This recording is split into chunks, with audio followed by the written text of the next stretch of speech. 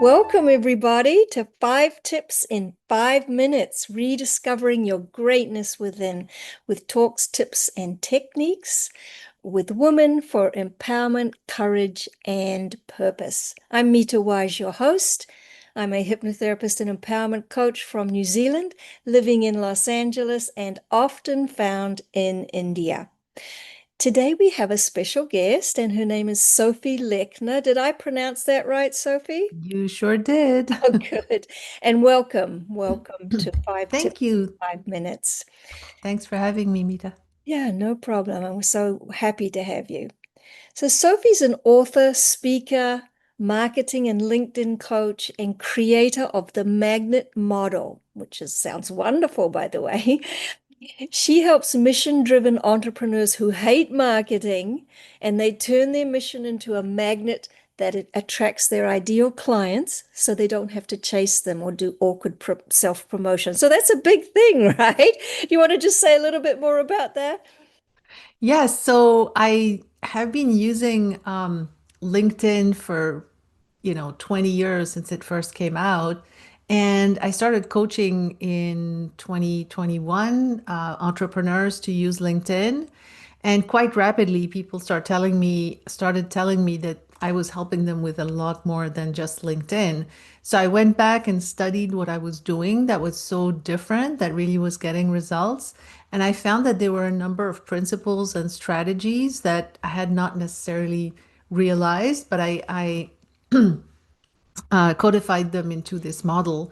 And then I put them in a book that I launched last March, Unlock Your Impact.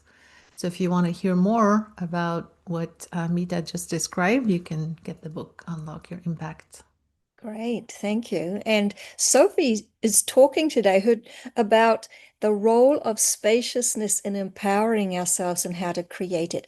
And I know you've been out there marketing, Sophie, because I've seen you and I've seen that you have some spaciousness series coming up as well. So that's exciting. And I love that word, spaciousness series. So I think that's very attracting. So good for you. So, are you ready with your 5 tips in 5 minutes? Yes, I am. All right, let's go. It's up all for you. All right. So I think spaciousness is this thing that is, we don't necessarily think about, but when you start thinking about it, you realize how critical of a role it plays in our life or should be playing in order for us to really recenter ourselves on who we are. Because, excuse me, I find that our society is so loud, and especially when you're an entrepreneur, there's just so much noise around us, so many solicitations, so many things to react to, that we're all in this state of chronic anxiety and tenseness and reactivity. And so I think making an intentional effort to bring spaciousness into our life and into our business and into our marketing is a way for us to go back to who we are and recenter ourselves and really be present in the work we want to do from our heart and from our mission. So my tips are around that. The Right. first one is, as an entrepreneur, often we are sort of blocked and stuck by the financial need, the need to make revenue, to make sales, to get money in the door. And as soon as this starts to infiltrate our psyche, it really puts us in a negative energy. And we need to create spaciousness within our mind and our perspective and our mindset to stay away from this financial pressure. And it's easier said than done. But if we put ourselves in this energy of giving and sharing and helping, and really rely on the faith that sales will come if we do that, then it makes all the difference. So that's the first tip that I have for spaciousness, is really separating ourselves from our financial pressures. The second I have is deep listening. If you think about when we get on a call, we're often thinking about what do we want to get out of the call, what we're going to say, what we're going to pitch or whatever. And I think that we can create really deep relationships with people if we really create a space at the beginning of any conversation, but I'm thinking of calls in particular because we all live in Zoom these days. So, really making a space for whatever is going to come up. And that gives us this ability to really listen deeply to what the person is saying without being thinking all the time about what we're going to respond or where it's going to go or how it relates to us, right? And so I think this deep listening, people feel that, hear that, and notice it, and they remember it. My third one is when we start to have this spaciousness in our life and we start to practice it and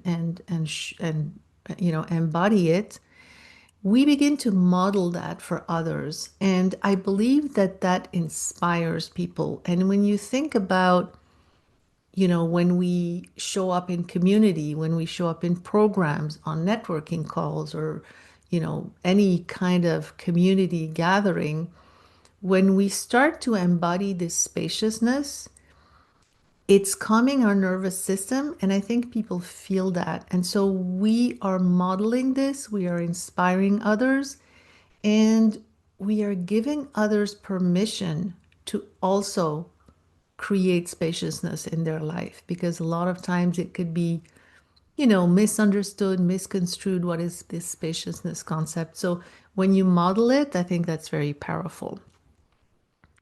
My fourth tip is more the practical aspect. Okay, so how do we do this? And I think one of the powerful ways is to block time on our calendar, not just time to do tasks, but time with nothing in there, or at least not regular working tasks. So it could be, and giving it a name. So it could be creativity. Well, I have a friend who started Freedom Friday, right? So she blocks the Friday and she does do some work, but it's more, leisurely and it's time to think and create, etc. So it could be a day or a half day or a block of time every day. One thing that I do is create a buffer between all my meetings. I don't do back to back at all. I put at least an hour between calls because that way I can assimilate what has been discussed. I can breathe. I can go do something, move, eat, whatever. And then I also have time to prepare and for the next call and also make myself, create the space that I need for the next call and that deep listening. Things that are obvious, a lot of people talk about is eliminate stuff from your inbox, of course, like a lot, but also maybe set some times, 2 or 3 times a day when it's inbox time, and the rest of the time close your inbox. Don't look at it. If there's 2, 3 hours before responding to an email, that's totally acceptable. And one little practical tip is I use one tab to organize my tabs because the problem with 50 browser tabs that are open, they're all open loops, right? So it's really weighing on our nervous system. So I close everything, but I have one tab that keeps them all organized.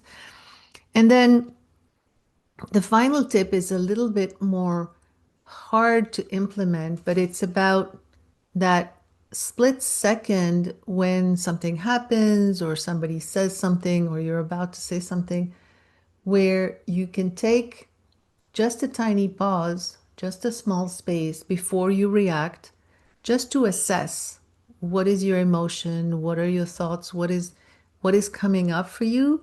And in that little space, you have time to make a different decision, turn around and maybe add some empathy to what you were going to say or whatever it might be. But just that little space of time puts you back in your prefrontal cortex and you can make a better decision about whatever comes next. So those are my 5 tips for spaciousness. Those are great, Sophie. Thank you. I love them and relate to several of them, right? And I love that you have a buffer between clients. I think that's really Mhm. important. I think just to come down, assimilate, maybe even if you haven't recorded it, maybe some little notes. Mhm. And then yes, to have a little break perhaps and then center and be there fully for the next person. I Mhm. like that. I'm not sure if everybody can do that, but that's what I love as well. Yeah. And of course, I think I relate to the open tabs, of course. So I love what you're doing, and I love that you've brought that word spaciousness, not just in word, but in practice and in the here and now for us. Thank you. Thank you. So, yes. So Sophie's info is in the show notes, her link, and please make sure you go visit her and see the amazing work she does. I see her around LinkedIn all the time. So she's really doing good work, and I'm sure she's in other places as well. So do go and check her out and take advantage of what she has to offer because she's very good at it. Sophie, Thank thank you you. so much for coming on today. I really appreciate it. Any last words of wisdom? Well, if you enjoyed the topic of spaciousness, I did write a series of articles in my LinkedIn newsletter, but you can find them all on my blog. So if you type in themagnetmodel.com/blog, you can read all those articles about spaciousness. Lovely. Thank you. And Thank that's you. it for 5 tips in 5 minutes. We will see you next time. This is Mitta Wise and Sophie Lechner signing off with love. Bye, everybody. Thank you.